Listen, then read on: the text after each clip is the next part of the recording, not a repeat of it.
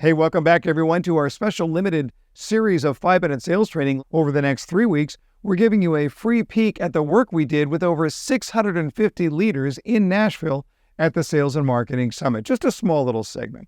And one of my absolute favorite presentations came from our own Michelle Bendien. Her speech was called The 6 R's. If you know, you know. The 6 R's of self-generated traffic for salespeople. I know you're going to love it.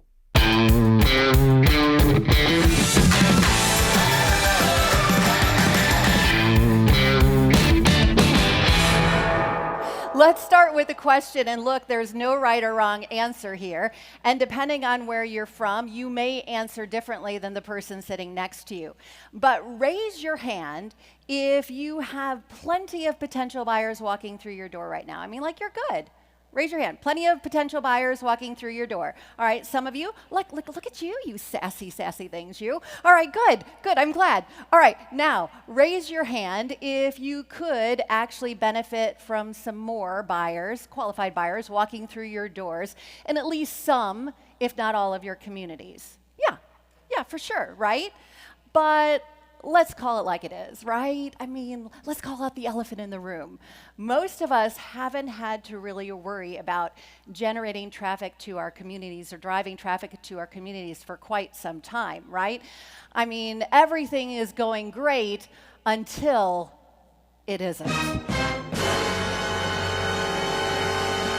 Collapsing banks, interest rate hikes, Kanye West does something stupid. Yeah, shocker, right? All right. More importantly, did you hear that Pat Sajak is retiring? I mean, so sad news. I love Pat. But stock market instability, the war in Ukraine, election year, Kim Kardashian. Oh, Kim, she finds a new love, right? We love Kim.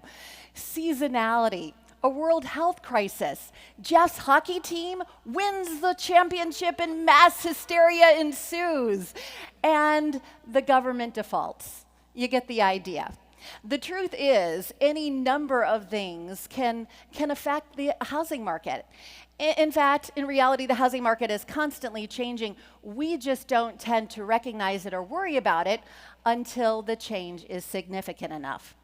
And markets tend to rescind locally before they change globally, so depending on your geographic location, you may not feel it for a while. But it starts with a slow in our traffic, and you know what? We don't think anything of it. We just kind of brush it off. Next week comes along, and traffic is still down, and we go, that's interesting, but we think it's a fluke. And then week 3 comes along, and it's crickets. And now we begin to panic because it is happening. And we're reactive. It's all hands on deck. And by the time we realize there's a shift in our traffic and plan to do something about it, well, it's too late. We've actually lost sales, and now we're playing catch up. So here's the big idea. Traffic generation is everyone's responsibility. It is a skill that needs to be practiced and a habit that needs to be established. So give a thumbs up if you agree that the burden of traffic generation does not lie solely with your marketing team. Okay? All right? All the marketing people are like, yeah, not all on us. No. Of course, because it's a big deal. After all, no buyers, no sales. But question for you, does your sales team know that? Because listen, in full transparency, in the early 2000s, early in my career, look, I had an abundance of sales, I had an abundance of traffic, and traffic generation was not high on my radar. I mean, I too had the mindset that traffic generation, no, that wasn't my job. That was the marketing team's job. My job was to sell homes. But then fast forward to 2007, and all of a sudden, I started to see a shift in my traffic. And then for the next 4 years, I did everything in my power to generate traffic to my communities. And I have to tell you, for a real long time, it was uncomfortable. It was uncomfortable because I didn't know how to generate leads. Skill set issue. I feared rejection. Mindset issue. I didn't want to be that pushy, icky, yucky, salesperson. Mindset issue. And my sales manager, bless his heart, he didn't know he should and could teach me how to generate leads. Skill set issue. And quite frankly, he didn't always hold me accountable to do what I needed to do consistently to be successful. Honestly, I think that was uncomfortable for him. Skill set and mindset issue.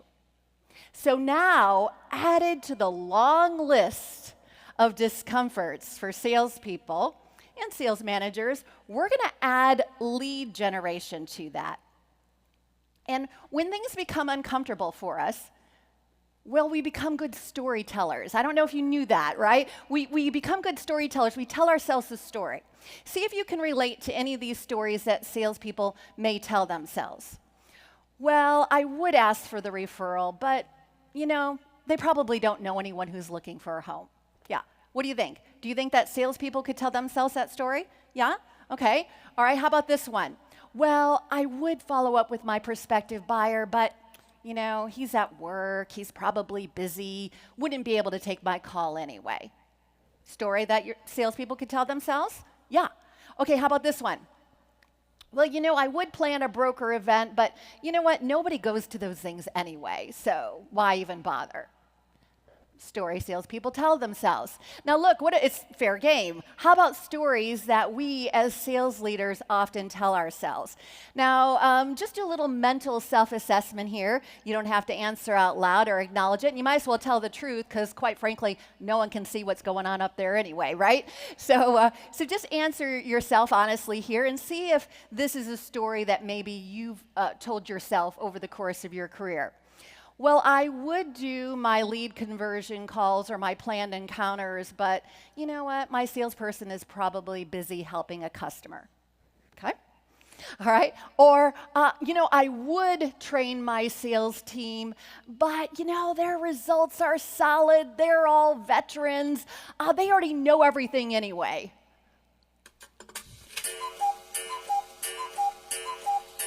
What? That's not me. That's in your head. Okay? All right? Or how about this? I don't need to inspect what I expect because everyone's doing what I ask consistently. Right? Right? So here's the deal. Our beliefs drive our behaviors. So we need the right beliefs and behaviors to establish good skills and habits, and that leads to mastery. So I want to lay it out in 3 easy steps. I want you to do 3 things when you get back home right out of the gate. First thing I want you to do is I want you to set or possibly reset expectations with your sales team that everyone needs to assist in traffic generation. Right? Now, for some of you, this is going to be an uncomfortable conversation because the results are strong. Traffic is coming in, it's strong. But we need to sell them on the why it's important to take a proactive approach versus a reactive approach. And quite frankly, there's a great quote in your workbook that I think that can help you with this. And that's proper prospecting prevents poverty. Okay? And I think a lot of them can relate to that. All right, second thing that I want you to do when you get back is I want you to establish manageable goals for them. So let me give you an example of that. So let's say you want your minimum performance standard at your community to be 10 units of traffic, okay? And let's say your community isn't hitting those 10 units of traffic. Well, then it would be your salesperson's responsibility to make up the difference with their personal prospecting efforts. Now, that traffic can come from a variety of sources.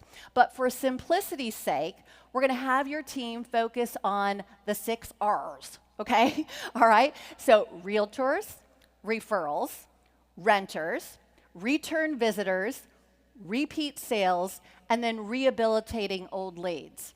Now, please don't assume that your team is going to know how to do this, because I'm going to tell you right now, they're not going to. You're going to have to train them.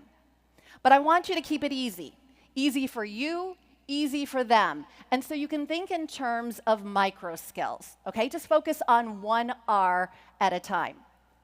All right, Third thing, just like your team is blocking time on their calendar for follow-up, okay, now they need to block time on their calendars for prospecting, which means you need to block time on your calendar to inspect what you expect. Now, look, you can do this a variety of different ways.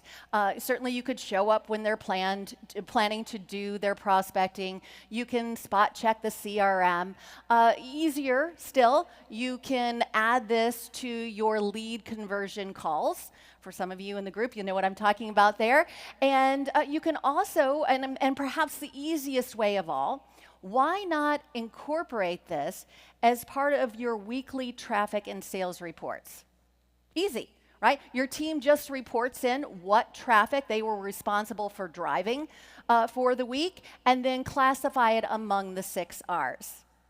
Well, there you have it. Michelle absolutely crushed it. I hope you enjoyed that. If you did, then please be sure to like and subscribe and comment. Your engagement tells YouTube that we make great stuff, and then they'll promote us to more salespeople. And don't forget, if you want to be in the loop on the 2024 Sales and Marketing Summit next summer, there's a link in the description of this video to join the interest list. Until next time, my good friends, learn more to earn more.